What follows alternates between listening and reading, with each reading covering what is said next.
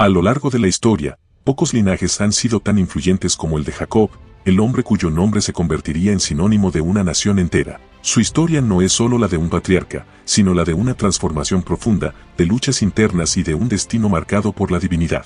Sin él, no existirían las 12 tribus de Israel. Pero, ¿cómo comenzó todo? Jacob no era un hombre común.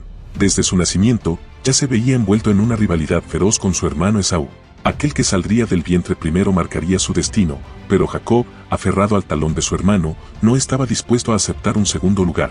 Su astucia lo llevó a arrebatarle la primogenitura con un simple plato de lentejas y, más tarde, a engañar a su padre Isaac para obtener la bendición que le correspondía a su hermano. Pero este engaño tuvo un precio. Jacob tuvo que huir para salvar su vida. Fue en su exilio donde su destino comenzó a tomar forma. Al llegar a la casa de su tío Labán, se enamoró de Raquel, la menor de sus hijas, y trabajó 7 años para casarse con ella. Sin embargo, Labán lo engañó, dándole en su lugar a Lea, la hermana mayor.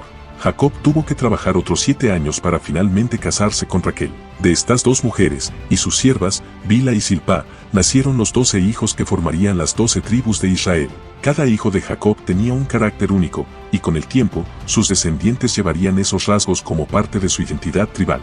Rubén, el primogénito, era fuerte pero impulsivo. Simeón y Leví eran fieros guerreros, mientras que Judá, quien más tarde daría su nombre al pueblo judío, mostró liderazgo y valentía. José, el hijo favorito, era el soñador, el que veía más allá de lo evidente, pero esta familia estaba lejos de ser perfecta. La envidia creció entre los hermanos cuando Jacob mostró favoritismo por José, regalándole una túnica de colores que simbolizaba su predilección. El resentimiento se convirtió en odio y un día, sus hermanos tomaron una decisión drástica, lo vendieron como esclavo a unos mercaderes que iban camino a Egipto y fingieron su muerte ante su padre. Sin saberlo, esta traición no solo cambiaría el destino de José, sino que pondría en marcha uno de los capítulos más importantes en la historia del pueblo de Israel, porque mientras Jacob lloraba la pérdida de su hijo, José ascendía en tierras extranjeras hasta convertirse en el segundo hombre más poderoso de Egipto. Y cuando la hambruna azotó la región, sus hermanos, sin reconocerlo, acudieron a él en busca de ayuda. Lo que sucedió después no solo sanaría las heridas de una familia fragmentada, sino que definiría el futuro de las 12 tribus. Sin saberlo,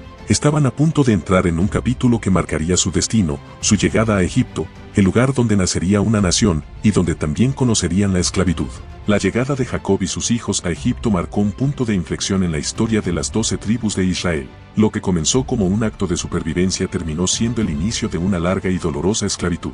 José, quien había sido vendido como esclavo por sus propios hermanos, se convirtió en el segundo hombre más poderoso del imperio egipcio, guiando a la nación a través de una gran hambruna. Cuando sus hermanos llegaron en busca de alimento, él los puso a prueba, pero finalmente reveló su identidad y los perdonó.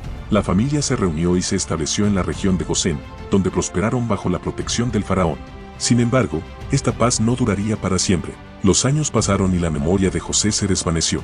Un nuevo faraón, que no conocía los beneficios que los hebreos habían traído a Egipto, comenzó a ver con temor su creciente número. Lo que una vez fue un pueblo de pastores se había convertido en una multitud. Temiendo que algún día se rebelaran, el faraón los convirtió en esclavos, sometiéndolos a trabajos forzados y crueles castigos. Pero incluso bajo el látigo egipcio, los hebreos seguían multiplicándose.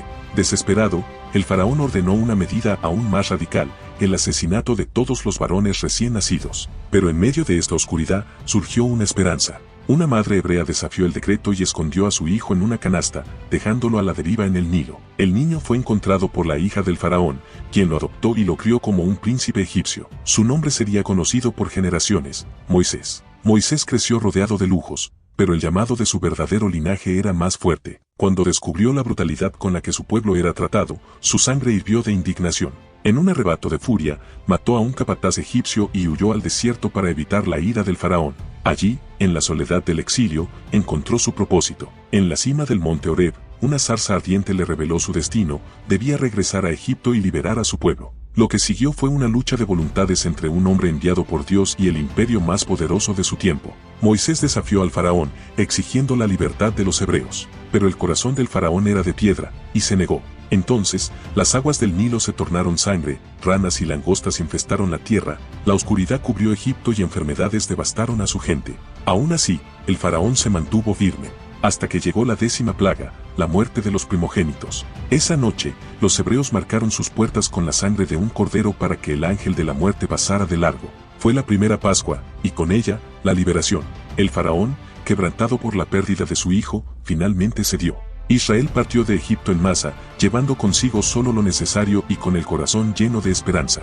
Pero la historia no acabaría tan fácilmente. Cuando el faraón vio que su mano de obra esclava había escapado, cambió de opinión y lanzó su ejército en su persecución. Frente al imponente Mar Rojo, los hebreos parecían atrapados, hasta que Moisés alzó su vara y las aguas se abrieron en dos. Israel cruzó por tierra seca, y cuando los egipcios intentaron seguirlos, el mar se cerró sobre ellos, destruyendo su ejército. Los hebreos estaban libres, pero la verdadera prueba apenas comenzaba. Aún tenían que sobrevivir en el desierto, recibir las leyes que los convertirían en una nación y prepararse para reclamar la tierra que les había sido prometida. Los hebreos habían escapado de Egipto, habían cruzado el Mar Rojo y ahora se encontraban en el vasto e implacable desierto del Sinaí, pero aunque ya no eran esclavos, aún no eran una nación. Deambulaban sin rumbo, sin leyes que los unieran y sin un hogar al que llamar propio. Fue entonces cuando, en lo alto del monte Sinaí, Dios entregó a Moisés los 10 mandamientos, estableciendo un pacto sagrado con su pueblo. Israel ya no era solo un grupo de tribus errantes, era un pueblo elegido con una misión divina. Sin embargo,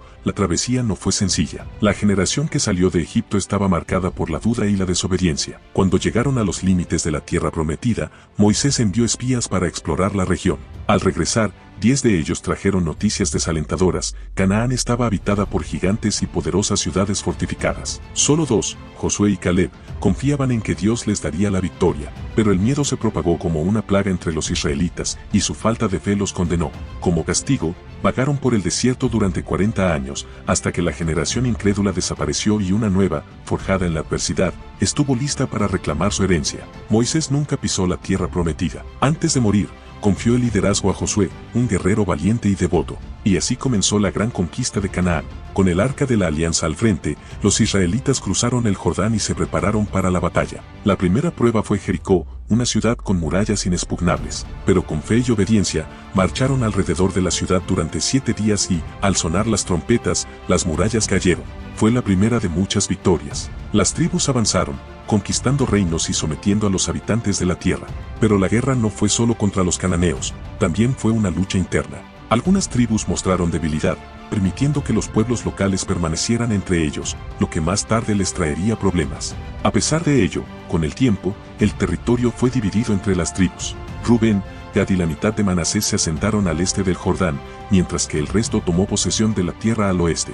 Leví, la tribu sacerdotal, no recibió tierras, pues su herencia era el servicio a Dios en el tabernáculo. A primera vista, parecía que Israel había logrado su propósito. Tenían una tierra, tenían leyes y tenían un pacto con Dios. Pero la estabilidad era frágil. Sin un rey que los uniera, las tribus comenzaron a actuar por su cuenta, cayendo en ciclos de pecado, opresión y arrepentimiento. Cuando se apartaban de Dios, enemigos los oprimían. Cuando clamaban por ayuda, Dios levantaba jueces para liberarlos. Débora, Gedeón, Sansón, cada uno con su propia historia, cada uno librando batallas para restaurar la paz. Pero el pueblo de Israel aún no entendía una verdad fundamental. La conquista de Canaán no era solo una cuestión militar, sino espiritual. Con el tiempo, las tribus comenzaron a desear un rey, alguien que les diera unidad y liderazgo. No querían depender solo de jueces que surgían en tiempos de crisis. Querían ser como las demás naciones. Lo que no sabían era que esta decisión cambiaría el destino de Israel para siempre. Las tribus de Israel habían conquistado la tierra prometida, pero su unidad era frágil. Sin un líder central, caían constantemente en ciclos de rebelión, castigo y redención. Los jueces surgían para liberarlos, pero cuando la amenaza pasaba, el pueblo volvía a desviarse. Con el tiempo, una demanda se hizo cada vez más fuerte. Israel quería un rey. El profeta Samuel, el último de los jueces, advirtió que un rey traería impuestos, servidumbre y conflictos. Pero el pueblo insistió: queremos ser como las demás naciones. Dios permitió su petición, y así comenzó la era de la monarquía con el nombramiento de Saúl, el primer rey de Israel. Saúl era fuerte y valiente, pero su carácter impulsivo y su desobediencia lo llevaron a su caída. Dios lo rechazó y eligió a un nuevo rey, David, un joven pastor de Belén. La historia de David comenzó con un acto de valentía que resonaría por generaciones. En el campo de batalla, mientras los filisteos amenazaban a Israel, un gigante llamado Goliat desafiaba a cualquiera que se atreviera a enfrentarlo.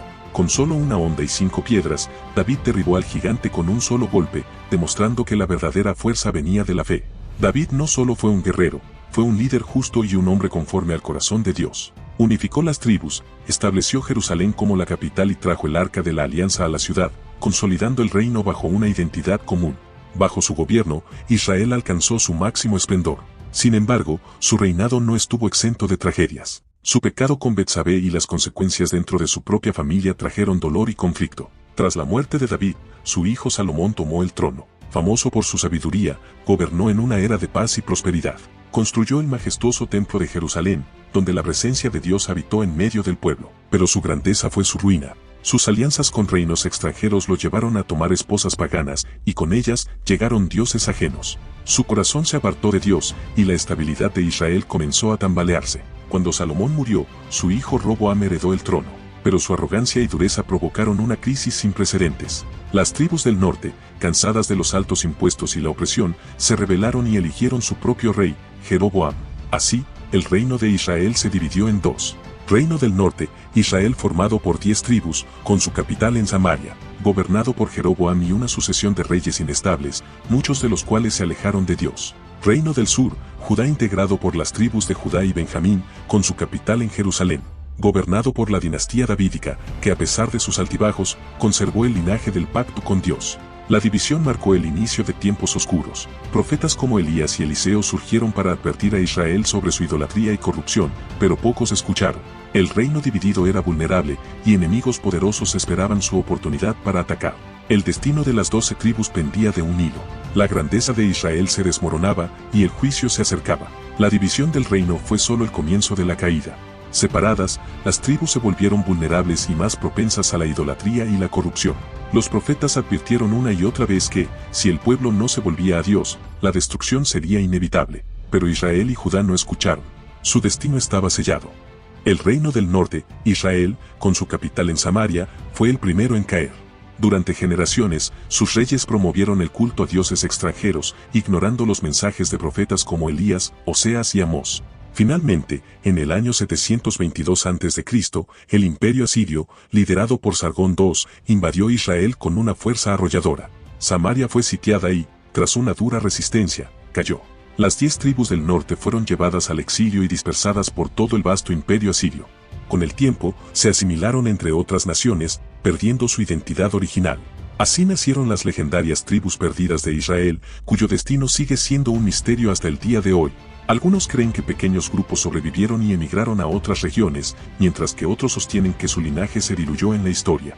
El reino del sur, Judá, resistió más tiempo. Aunque tuvo reyes piadosos como Ezequías y Josías, la nación eventualmente cayó en los mismos pecados que su hermana del norte. Profetas como Jeremías y Ezequiel advirtieron que la destrucción era inminente si no abandonaban la idolatría, pero sus llamados fueron ignorados. En el año 586 a.C., el imperio babilónico, bajo el mando del poderoso Nabucodonosor II, sitió Jerusalén. La ciudad santa cayó y fue saqueada. El majestuoso templo de Salomón, orgullo de Israel, fue reducido a cenizas. La élite de Judá, incluyendo nobles, sacerdotes y artesanos, fue llevada cautiva a Babilonia.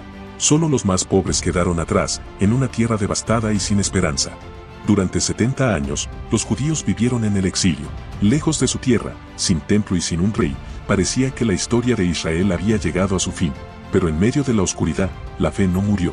En Babilonia, surgieron figuras como Daniel, quien mantuvo viva la esperanza en la promesa divina. Entonces, un giro inesperado cambió el destino de los exiliados.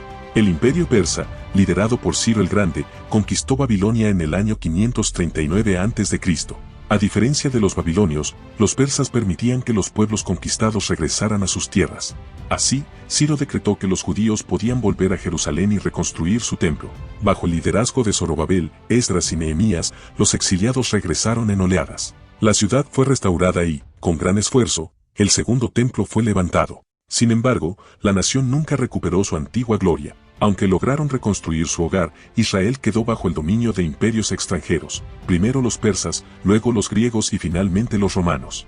El legado de las 12 tribus. A pesar de siglos de opresión y dispersión, la identidad de Israel nunca se perdió por completo. La tribu de Judá, junto con parte de Benjamín y Leví, mantuvo viva la fe y las tradiciones, convirtiéndose en el pueblo judío que conocemos hoy. Pero, ¿qué pasó con las otras 10 tribus? Su destino sigue envuelto en misterio y especulación.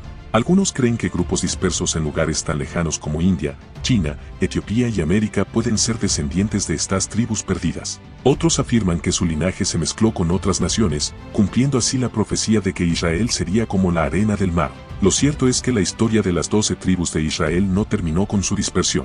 Su legado sigue vivo en la cultura, la religión y la historia del mundo. Lo que comenzó con un hombre llamado Jacob y sus 12 hijos se convirtió en una historia de fe, traición, caída y redención. Y quizás, en algún rincón del mundo, aún haya descendientes de aquellas tribus antiguas, esperando ser encontrados.